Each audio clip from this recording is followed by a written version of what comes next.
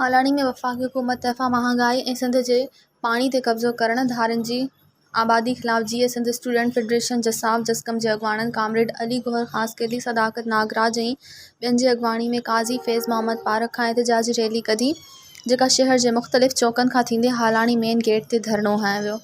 धरणे खे ख़िताब कंदे अॻवाननि जो त वफ़ाक़ तरफ़ां जेको पेट्रोल जो लगातार बम किराइबो आहे, ग़रीब तबिको सख़्त परेशानी खे मुंहुं ॾियणु लॻो आहे ऐं ख़ुदकुशी करण ते मजबूर आहे। रोज़मर्रा खाधे पीते जी शयूं आसमान सां ॻाल्हियूं कनि थियूं। हिननि जो त सिंध में पाणी जी खोट सबबि सिंध जूं ज़मीनूं बंजर थी वियूं आहिनि ऐं माण्हू पाणी पीअण लाइ सिकी रहिया आहिनि। आबादकारनि ऐं हारियुनि में ॻणिती आहे।